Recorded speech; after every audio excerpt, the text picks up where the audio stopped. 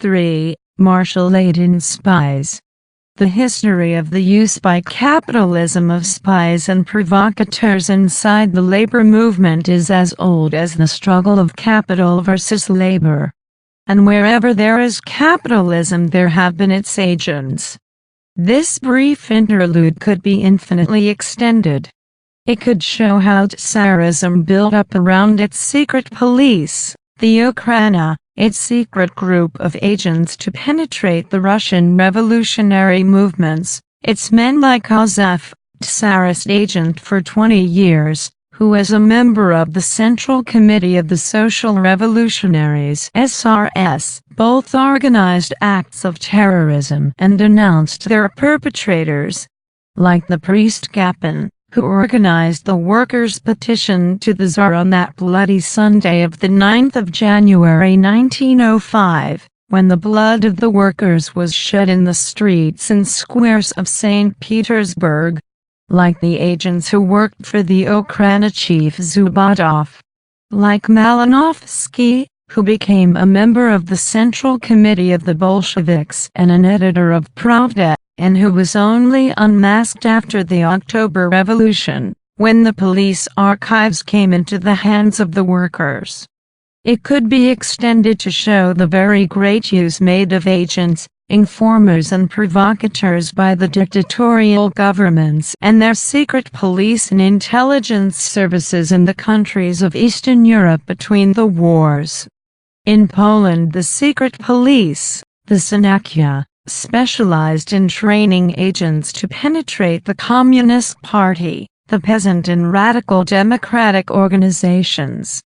10 agents were sent by it into the Polish battalion of the International Brigade. In Yugoslavia, where not only the illegality of the party but the widespread factionalism made it the work of capitalist agents, this factionalism was in turn developed and promoted by them. Both the early communist leader Simon Markovic and the party general secretary who preceded Tito, Gorkic, were finally revealed as spies in the party. The French working class movement has had its Dorians and its Chitons. Rákosi, speaking to the functionaries of the Hungarian Working People's Party of Greater Budapest at the end of September 1949 on the question of vigilance, told them how at an early stage of the labor movement in Germany the followers of the Social Democrat Lassel were led by a spy named Schweitzer, who was one of the first German socialists to be elected to the Reichstag. Bebel, veteran socialist leader, always felt that Schweitzer was a spy, but he could not prove it. When at the end of the 1860s Schweitzer died, he was given a magnificent funeral. Bebel declared, "While I have no material proof, I am certain this man is a spy. I am sure also that, sooner or later, proof of this will be found. Possibly it will be after my death, but my ashes will be glad that I was right." Bebel died in 1913. And in 1918, when the Kaiser's archives were opened by the workers after the German Revolution, the receipts were found for all the payments that Schweitzer used to receive, as Bismarck's agent. But the point of this chapter is not to write the history of labor espionage, but to demonstrate that there is nothing unusual, strange, fantastic, in the revelations of the Reichenkostoff trials. The use of agents to penetrate the working class movement and disrupt it from within is as old as capitalism itself. The methods of espionage and provocation exposed at the trials, far from being un-British or un-American, were methods that were first developed on a wide scale by British capitalism and have been developed to their fullest extent by the Stoolpigeon state of America.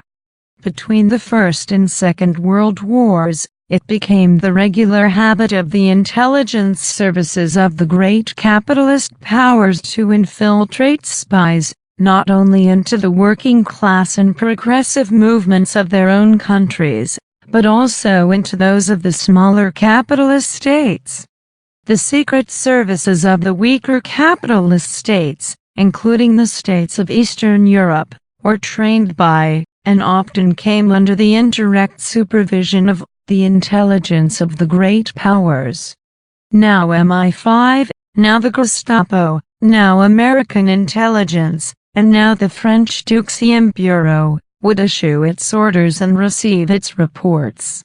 Some of the Stolpagins and even police chiefs of the smaller powers would often take orders and money from several great powers at the same time. In any case, whilst all the great powers were busy spying on each other, they all had an equal interest in perfecting the machinery to disrupt and spy on the working class and progressive movements of all countries.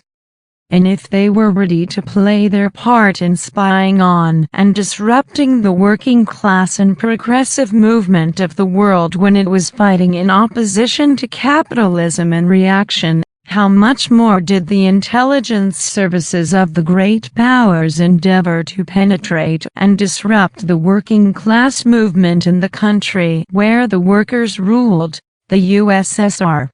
From October 1917 to spy on the Soviet Union became the central task of every capitalist intelligence service throughout the world, to penetrate into the CPSU, be its highest aim.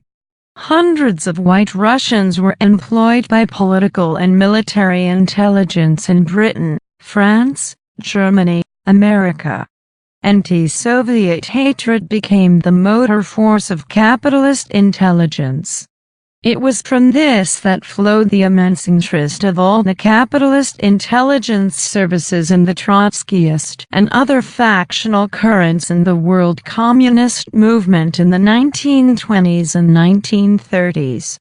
Wherever groups could be discovered in communist parties that were secretly covering up their existence, that were deviating from Marxism-Leninism, that were nursing personal grudges and grievances and hiding them from the party, imperialist intelligence became interested. The history of the revolutionary movement has shown that an especially advantageous atmosphere and favorable ground for the penetration in the movement of police espionage, diversion and political provocation has been factional activity on the basis of deviation from the Marxist-Leninist line of the party.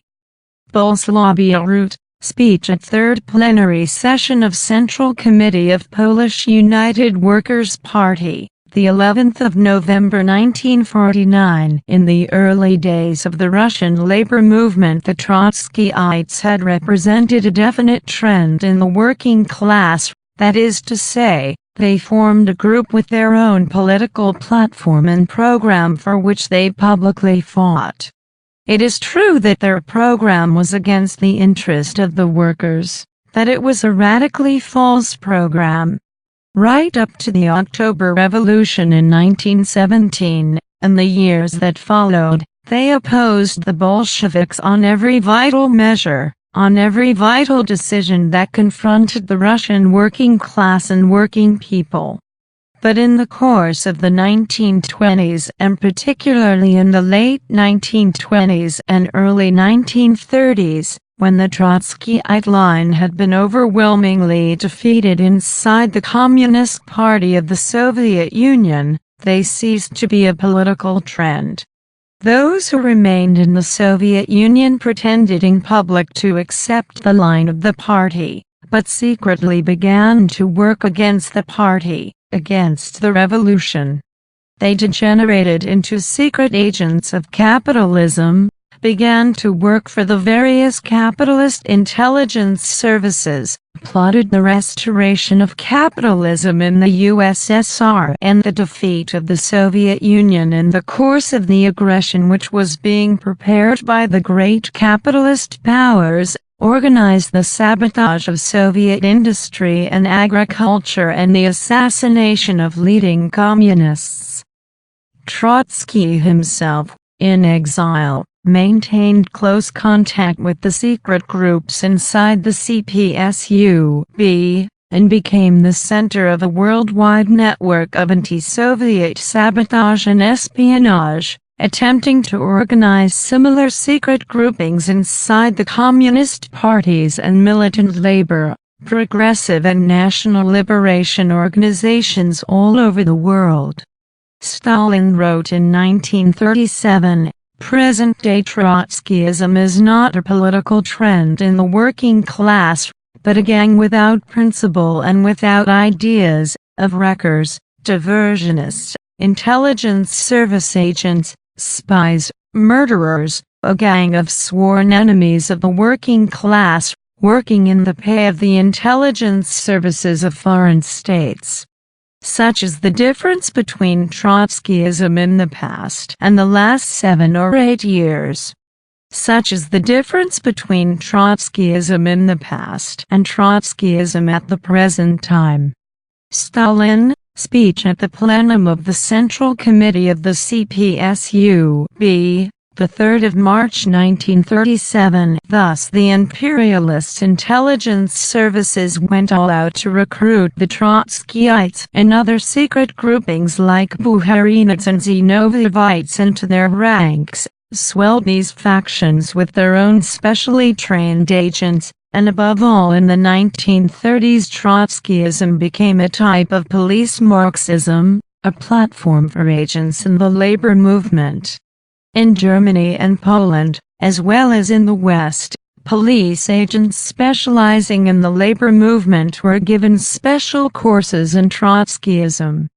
The contradictions of capitalism, deepening between the wars, did not allow the dreams of the imperialists, the dreams of a worldwide united capitalist crusade against the Soviet Union, to come to fruition. The Second World War was not the war they had dreamed of. The intelligence services of Germany, Britain, France and America found themselves technically at war with each other. But Western intelligence, trained on anti-Sovietism, could not lightly give up its aims.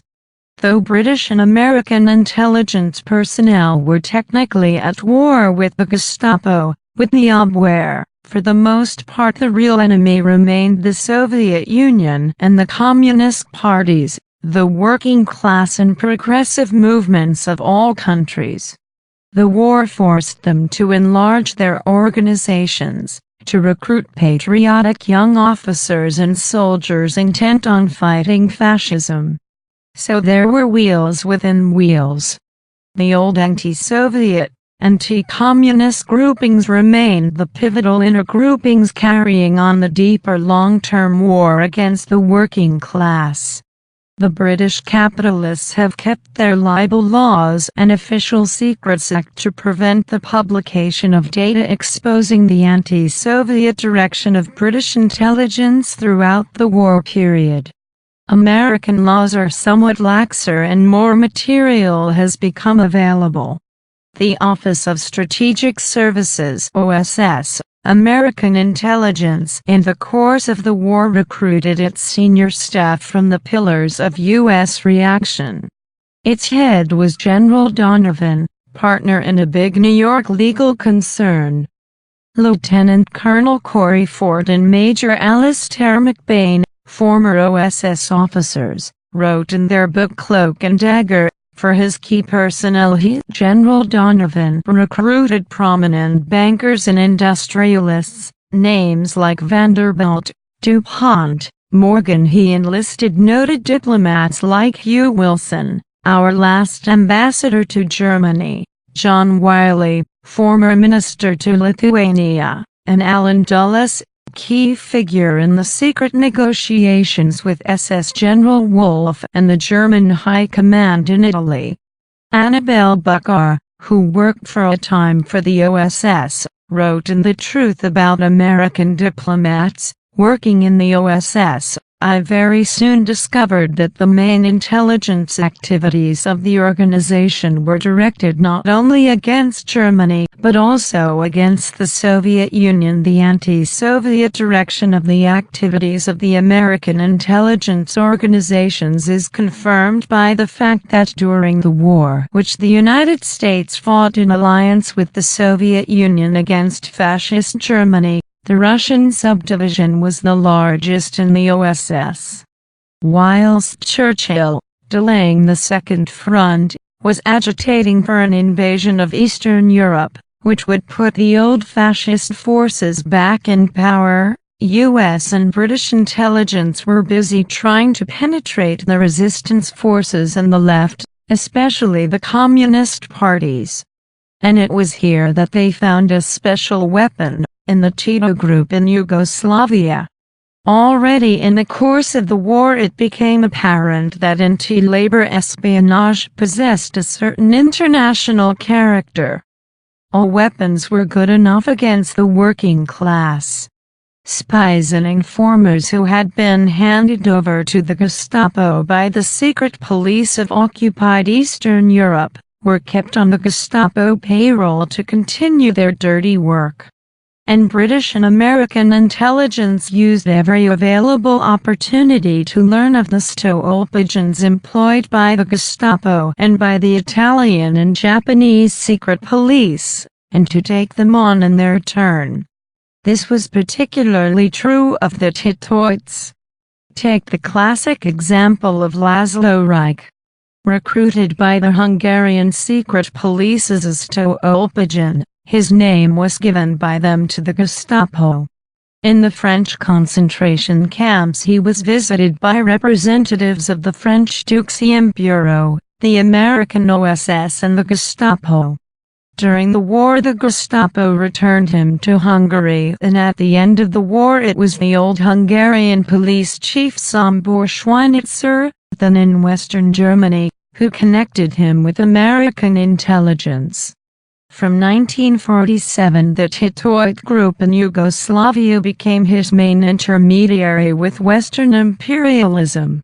What better example of the internationalism of imperialism? The war ended. Western imperialism found itself confronted not only with the socialist Soviet Union, but with the rule of the working people in the countries of Eastern Europe. Henceforth, to penetrate and spy on the organizations of the working class in these countries became a principal task. And when the old reactionary groupings in these countries were defeated one after the other in their plots and conspiracies, it was the hidden groupings of agents inside the communist parties of the countries, organized around the Yugoslav Titoites, that became, as we have already seen, the main imperialist weapon for organizing counter-revolution and war. Henceforth the development of bands of agents and stolpagins not only inside their own countries, but in the working class and progressive movements of the whole world, became an essential part of the work of British and above all of American intelligence. This was the basis of the notorious Project X outlined in the USA in 1948 for world espionage and world provocation. The project was summed up in these words by the U.S. News and World Report. Under this plan, strong armed squads would be formed under American guidance. Assassination of key communists would be encouraged. American agents, parachuted into Eastern Europe, would be used to coordinate anti-communist action. From the old OSS, the new CIA, Central Intelligence Agency, has been developed. On the 20th of June 1949, President Truman signed the Central Intelligence Agency Act, commonly known as the Spy Bill. Amongst its provisions were plans for infiltrating American agents into foreign countries, especially into progressive organizations, and measures to facilitate the recruitment of foreign spies by waiving immigration regulations. So while wholesale deportations are being organized of progressives who have spent 30 or 40 years as good American citizens, there is wholesale importation of Nazi and Japanese spies to join as loyal Americans the New World's Stoopagent force. IV. Conclusion. Why include these all too brief and sketchy notes on agents and provocateurs in the labor movements of the world in a book concerned with the role of the Titoites? The reason is clear. Tories and right-wing labor leaders tried to laugh off the evidence of the Reichenkostoff trials, to teach the workers, and especially the youth, who in this country have not yet seen a period of acute class struggle, that such things do not happen, or that even if there might be agents and informers behind the Iron Curtain, such things do not happen in Western democracy, but history says otherwise. What conclusions can be drawn from even so cursory a glance as this at the role of spies and provocateurs employed by the capitalists to penetrate, spy on and disrupt from within the labor and progressive movement? 1. The bourgeoisie has used spies, informers, provocateurs against the labor movement as long as there has been a bourgeoisie and a proletariat, as long as there has been a struggle of capital against labor. 2. Far from being something foreign to the British and American way of life, the use of agents and provocateurs to disrupt the labor movement first developed on a wide scale in Britain and is today being intensified, whilst America, today the center of world imperialism, has become the Stoopagent state par excellence, developing the use of spies and provocateurs against the labor movement on a scale hitherto known only in Nazi Germany. 3. Ever since the October Revolution of 1917, the great imperialist powers have worked more and more ruthlessly to develop a system of spies and provocateurs, not only in their own countries, not only in their colonial or dependent territories, not only in other weaker capitalist states, but especially to penetrate the USSR, the country where the working people led by the working class first assumed power. The great imperialist states worked between the wars to develop a system of spies and agents as a fifth column against the first socialist state. In the Soviet Union, the great conspiracy of the imperialists, which began with Kolchak and Denikin, continued with Trotsky and Bukharin. 4. Today, with a third of the world's population governed by people's authorities, with power in the hands of the working people led by the working class, the policy of trying to develop a system of spies and provocateurs in these countries where the people rule, and above all in their vanguard organization, the Communist Party, has become an integral part of the war preparations of Western imperialism. In this it is American imperialism, American intelligence, seconded by British, that plays the main role. And the work of Trotsky and Bukharin is continued by the Titoites.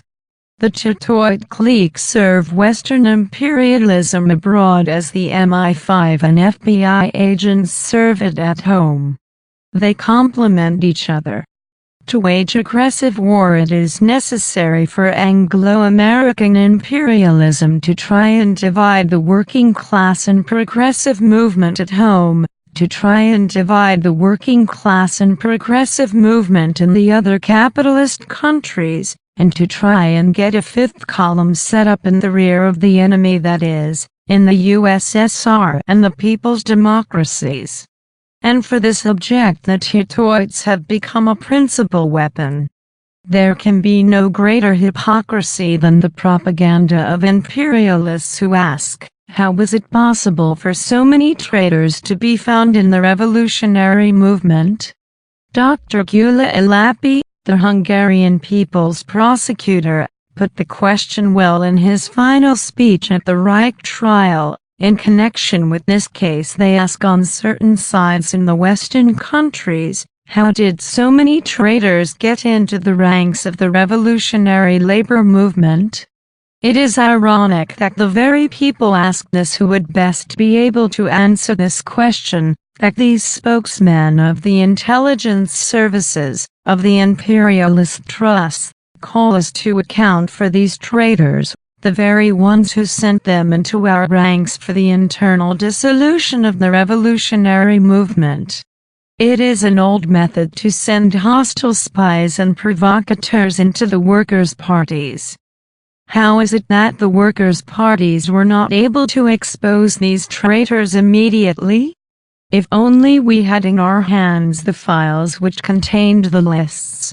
As is known, the dossiers of the Hungarian police are not at our disposal but at the disposal of the American Intelligence Service.